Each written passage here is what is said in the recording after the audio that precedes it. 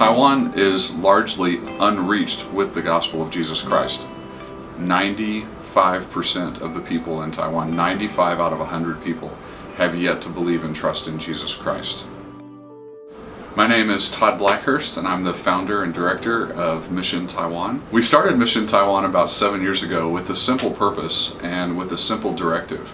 We know there are people who have yet to hear and understand the gospel of Jesus Christ. We wanted to be a part of helping them know and believe and trust in Jesus Christ. So we do a few things. We focus on a few things and we try to do them really well. When we first came over, we focused largely on university ministry. We initially started out working with one university, and that's over time expanded to 4, 5, 6 universities that we have opportunities to go onto the university campus, meet students, and engage them with the gospel. One of the main ways we do that is we go and we work with university professors and serve them by helping Taiwanese students practice speaking English. That gives us an opportunity to be a blessing to the students, be a blessing to the university, and also quickly creates relationships between us and the students, which allow us then to begin speaking the gospel into their lives. Another activity that we do every year is our annual summer camp. This is such a fun experience where we get to take students from multiple campuses and bring them all together. We bring over several teams from the United States, and we have a week where really we're one-on-one for an entire week, and the students are coming to interact with us, and we get to share the gospel with them for a whole week. This has been one of the most effective ministries that we've had throughout the years that we've been here in Taiwan, and we continue to do this every year. Now, Mission Taiwan started out with just our family, just me and my wife and 3 kids coming over, but it's grown over the years. Over the years, we've added an internship program where young people can come and spend 6 months, a year, 2 years here, figuring out if long-term missions is in their future. It's such a great experience. If you're not totally sure that missions is exactly where God wants you to be for the rest of your life, you can come here and kind of figure that out. We give you real world experience. You get to interact with other missionaries.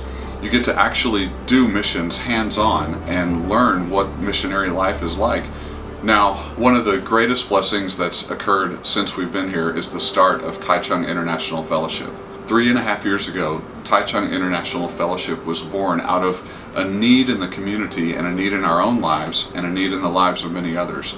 TIF is an international church. It's an English-speaking church, which might seem odd to some people to have an English-speaking church and a ministry to Taiwanese people. But TIF has become a place where other international people can gather together and find a way to minister here in this community.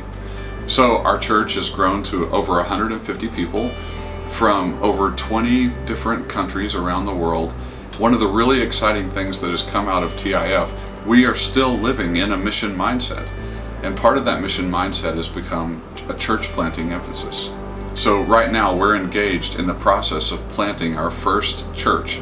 We have a goal that we'll plant 5 new churches over the next 5 years. We wanted to do something that was so outrageous that we could only accomplish it if God were to come along and help us. So we hope over the next 5 years that we'll see 4 new Mandarin-speaking churches here in Taichung and 1 Indonesian church. Obviously, we're in a Mandarin-speaking culture. We want to be a part of reaching the primary people group in this culture. So we've hired our first church planter, and over the next 4 years we'll hire 3 more, and those 4 people will start 4 new Mandarin-speaking churches, and we hope to see those churches become church planting churches. Now our 5th church plant is really exciting as well. It's going to be an Indonesian church plant. There are estimates tell us over 300,000 Indonesian workers living here. What a great opportunity we have now to be a part of reaching them with the gospel. So we've hired an Indonesian church planter to come and lead this effort. Now, the real question is, how can you be a part of what's going on here? Well, it's really simple. You can pray. One of the ways that you can know how to pray is by joining our prayer list, and the information on that is found below this video. And of course, the things that we're doing require financial support. And so I want to invite you to consider giving a part of your resources to help us in what we're doing here. And your giving will go to support these young church planters that we're hiring to start these new churches. Your giving goes to support the outreach activities that we do with university students. Your giving makes all of these things possible, like summer camp and the retreats that we do. All of that is sponsored by people like you. So I would just ask you to please consider making a financial investment in what God is doing here around the world.